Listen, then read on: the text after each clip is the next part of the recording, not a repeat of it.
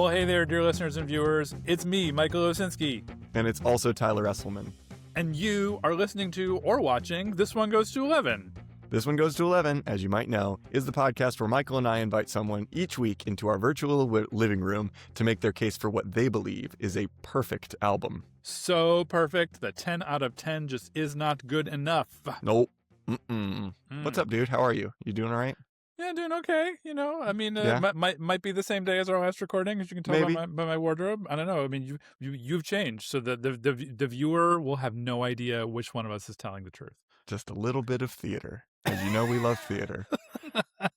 Thanks for coming back for another episode of This One Goes to 11. We're really happy to have you. If you're new to us, typically what we do is we invite somebody on to make their case for what they believe is a perfect album. Sometimes we know that person, sometimes we don't. But this being season 10, we thought we'd give ourselves a little bit of fun and invite back some people we knew were quote unquote great hangs and have them nominate an album from before they were born. So that's the gimmick this season, if you didn't watch the first episode.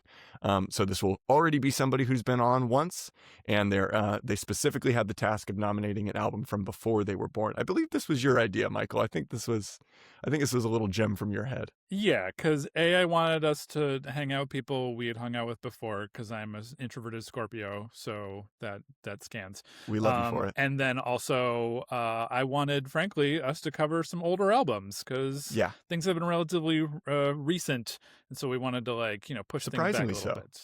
Yeah. So I think we trended in the direction of recent for some reason. I don't know. Nice. Like, there's nothing wrong with that. It's just not at all. Especially if we're talking about albums, and we sort of believe that the art of the album and the creation of an album has changed. It's not as much of an art form anymore. Like, well, let's go back to some older ones. So, Tyler, who are we talking to? Who are we talking to this week? This week we're talking to Lindsay Teske. Hi, Lindsay. You're here. How you doing? Hi, I'm good. Thank you guys for having me back. Oh, yeah. It's a pleasure. For those of you who didn't watch Lindsay's first episode, we were introduced to Lindsay by our mutual friend, Sam Lopez, who you have collaborated with her extensively before. You're a music lover, a music writer, a music professional. You kind of, in all of our time doing this podcast, I feel like you're one of the people who spoke most incisively and the most about punk music in a way that I thought was really to me, it was valuable for us because it gave us a really cool entryway into understanding a little bit more about what punk music is and should do, at least in your opinion. So how have you been? How's life treating you? Anything to report? Anything you want to share with our listeners about what you've been up to since we last talked? Yeah, I guess. Since we last talked, I was doing music PR via my own company. I closed that because I basically got the ick.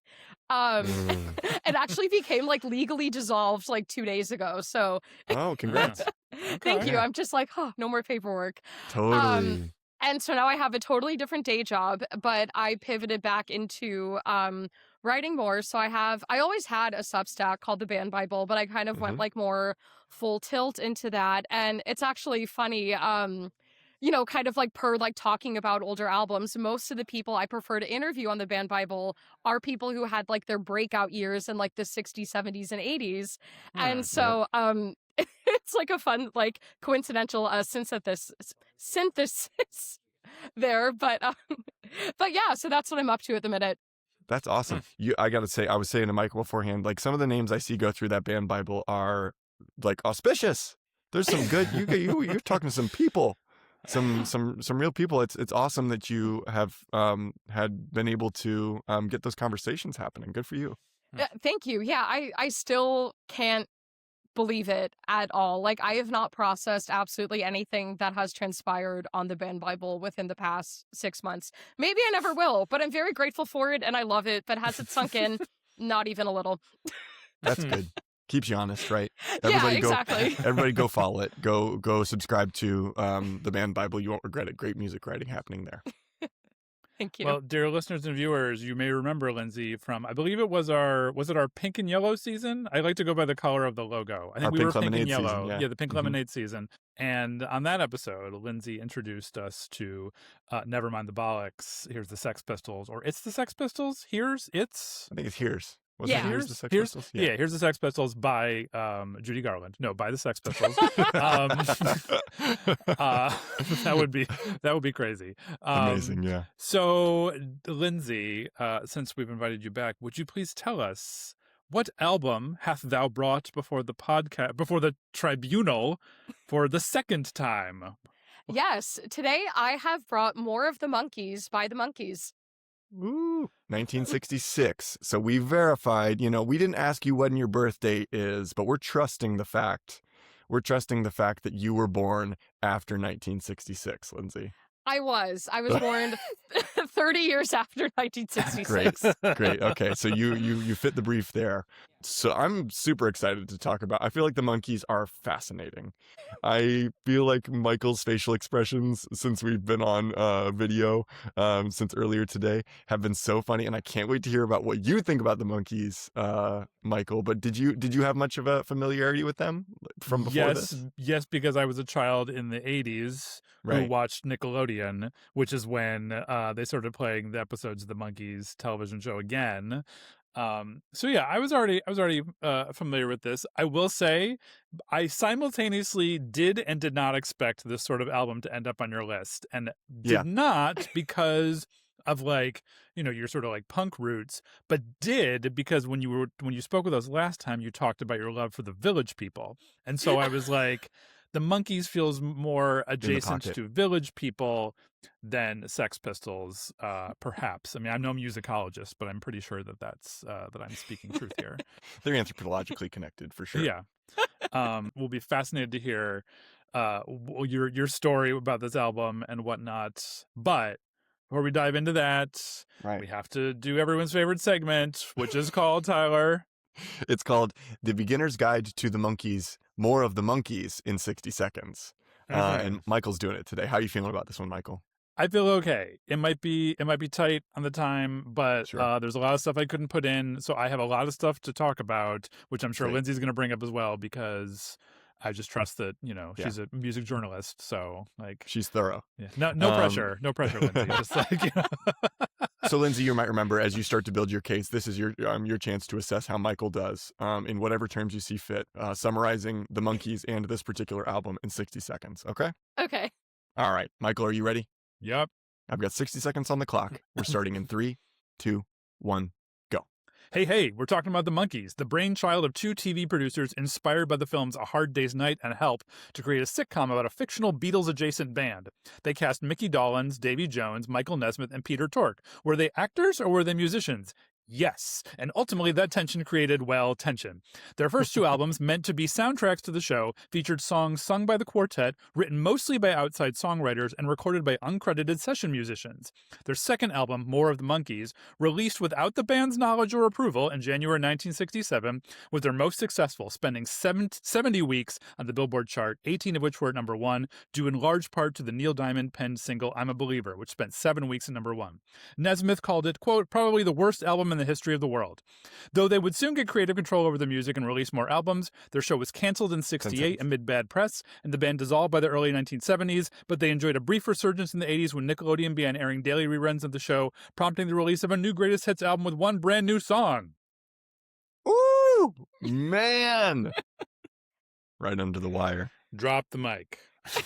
Was it Nick at Night? Were they playing it on Nick at Night, or was it regular Nickelodeon? Regular Nickelodeon. I'm pretty sure it was regular Nickelodeon. Okay, fascinating. Though Nick at Night is a fascinating entity in the things it chose to play over time. But I know. We should talk more about that.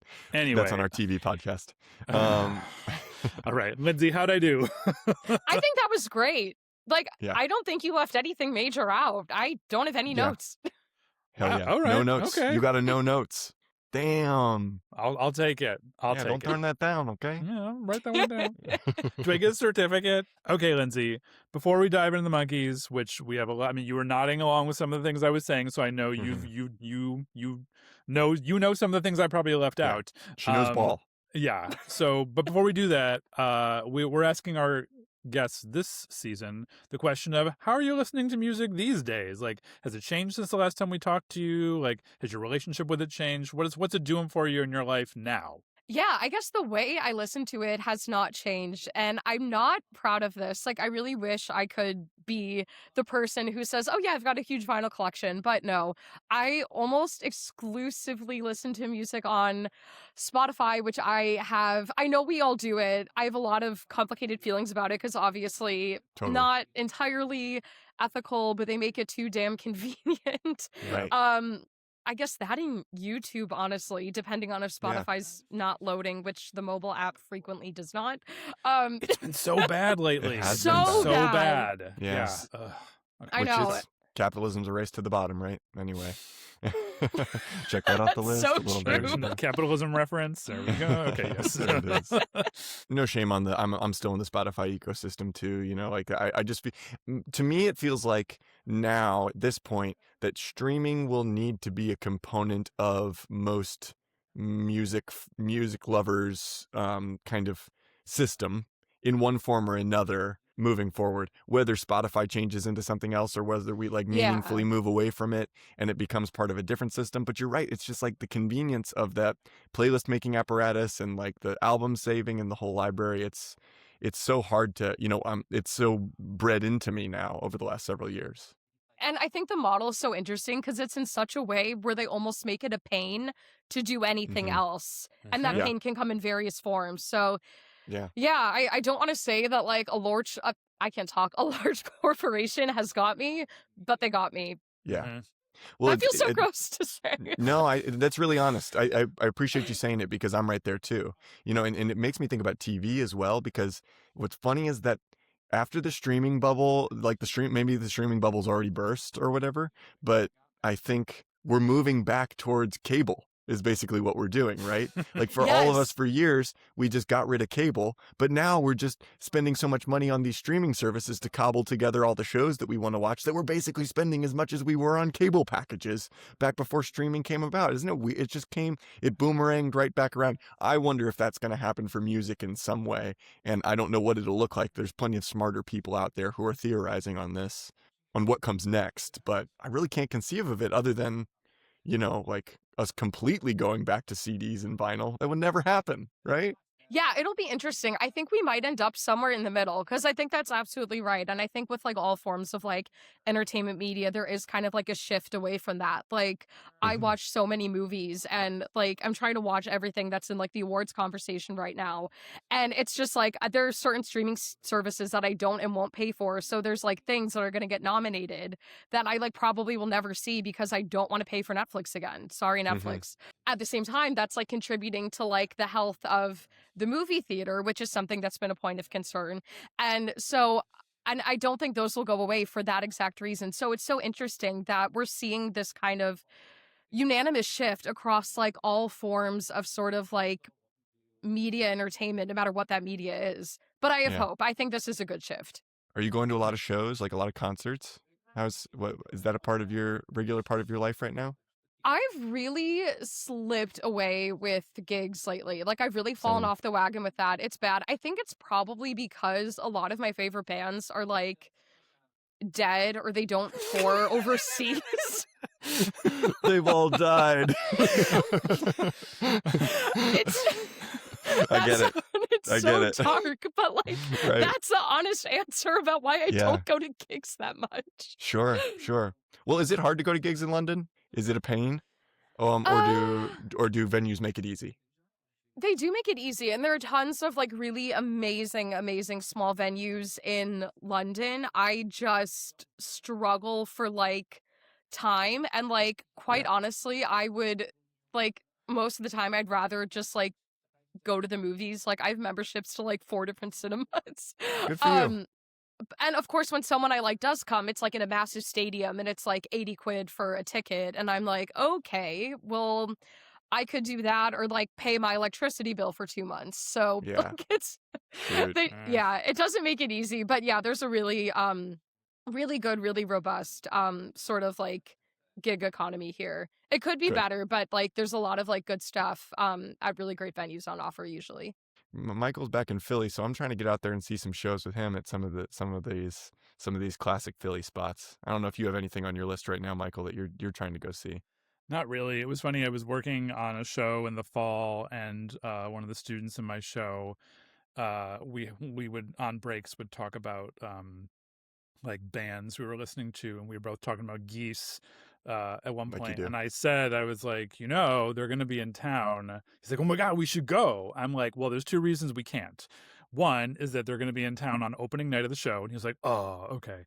And then I said, the other being that it's sold out, and the cheapest tickets I saw for them online were like $270 Woo! via because Damn. because they just took off. The buzz machine's crazy. Yeah. Yeah. I mean, what kind of venue was it in Chicago terms? Ooh, You may not Chicago know those, terms. Lindsay, but It was more. It was somewhere in between Metro and the Riv. Okay, that's a pretty big Okay. room. It's a pretty big room. So yes, I mean that is somewhere in between those two. I think it's called Union Transfer. God, but $200 some for that? Well, Jeez. because it was sold out and everyone was like, That's on the scalping resale them. market. Yeah, I still miss my favorite venue in Philly. Was called the Trocadero, and they went under several years ago. I think I saw Slater Kinney there like 3 times. R.I.P. Trocadero. Anyway, Yeah. Did a Slater Kinney album come out between the last time we talked to Lindsay and now? I think so, right? yeah. What's a little rope or something like that? I think is what it's called. Did you listen to that, Lindsay? That seems like up your alley. No, I've No? missed a lot. Sure. But now I have something new to check out, so thank you. Yeah. Slater Kinney seems like your vibe. That seemed, yeah. Oh, yeah, could- definitely. Yeah. So they've Totally. moved away from, because I would like their Venn diagram from the early albums, like there's more overlap with punk towards the beginning. Now they don't seem as punk to me. At least they're more recent. They're pretty sleek work. these days is what it kind of feels like to me. Yeah, which Yeah. I mean, like, granted, well, I still haven't forgiven them for getting rid of Janet Weiss, but whatever. We should move on to something else because Yeah, we're gonna upset Michael. Okay, touched the nerve. let's talk about the Monkees, shall we? This is so funny that it makes sense, like Michael said, like Michael was saying earlier, it totally tracks for you. But so when did this start for you? When did you meet the Monkees, as it were? They were one of the first bands I ever became aware of, and that is thanks to my mom, who like grew up as a Monkees fan. I think she was like 6 or 7 when they kind of like burst onto the scene, and so they were her generation's like Backstreet Boys or One Direction or what have Sure. you. And one of her like biggest stories from her childhood is like a time that she coincidentally ended up in an elevator with Mike Nesmith, and she still remembers, like, I actually asked her to tell me the story again when I was like just home for the holidays, and she still remembers like the way he was standing, and she like demonstrated the way he walked in the elevator and like put his Wow. leg against the wall. So they were like a huge band for her, and so as a result, them and the Beatles were literally the first 2 bands I was ever aware of. So just as they were kind of always woven into her life, they were always woven into my life, and I've always had a lot of love for them. But yeah, so they've just, for me, they've been one of those lifelong bands. Holy moly! Did you have like an allegiance to the Beatles over the Monkees, or the Monkees over the Beatles? Was that a factor for you, or were you more egalitarian about it?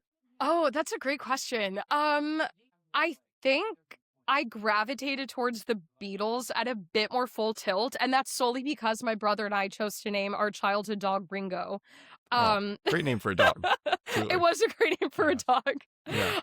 I met a couple like kids I went to school with who like had pets named Ringo as well. So I think it was just like It's a a thing. generational thing. Yeah. From like Yeah.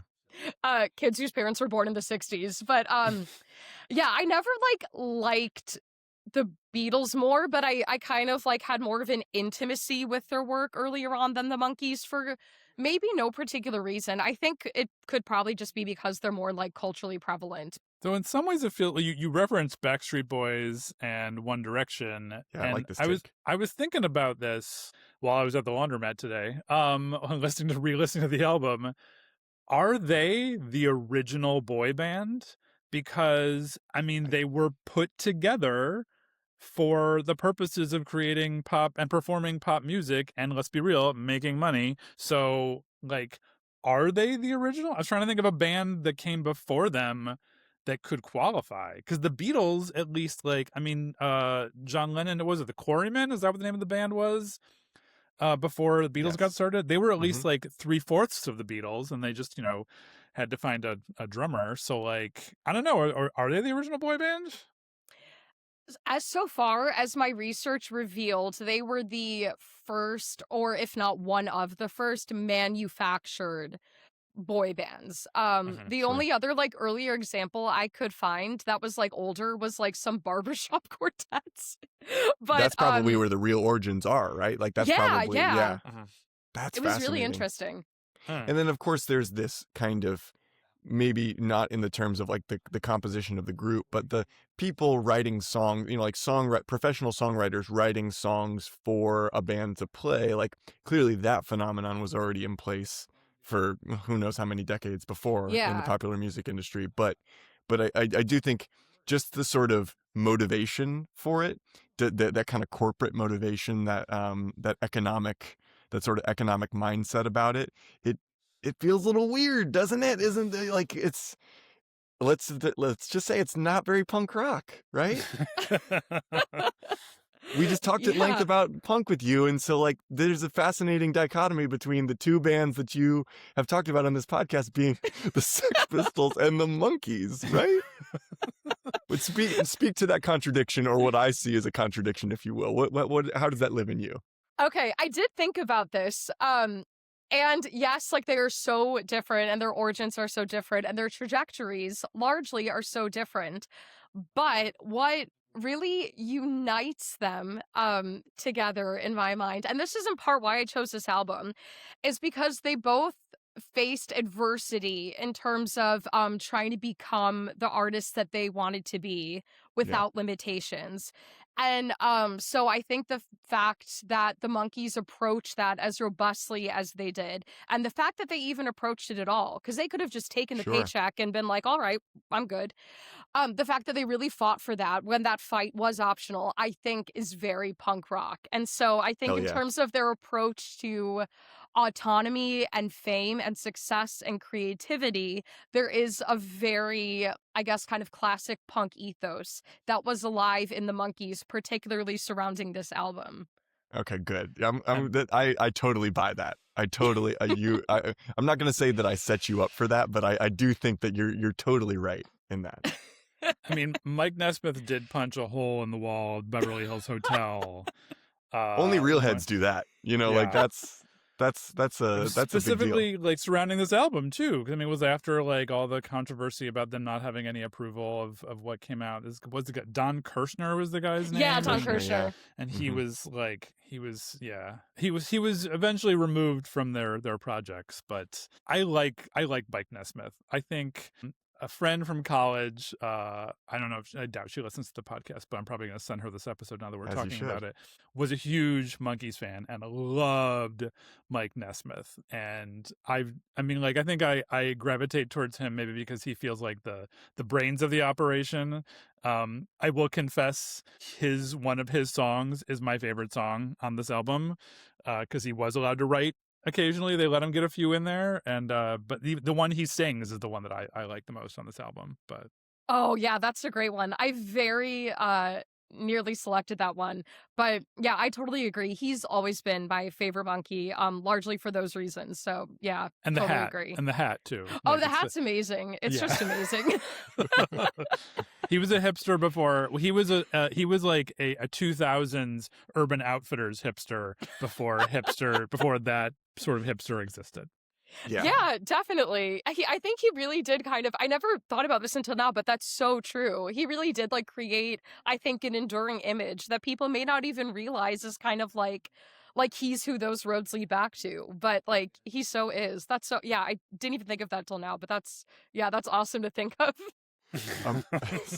Semi-relatedly, I'm watching Girls for the first time. I've never watched it before, and I'm currently on a watch through with my girlfriend, and it makes me so uncomfortable. Just so we're clear, like this, I am made to feel viscerally uncomfortable by this show. It's so real, like it's so evocative of a time, when I feel like, Lindsay, when you and I were in undergrad, Michael, when you were in grad school, and like there's this I'm in the depths of the Desi and Marnie relationship right now. Michael, I don't know if you watch Girls. Have you watched it? Nope. Okay, I think you'd Nope. hate it. I think you'd probably like you. I think you're right. I think you'd you're right. despise it. But Lindsay, your face is telling me you know exactly what I'm talking about.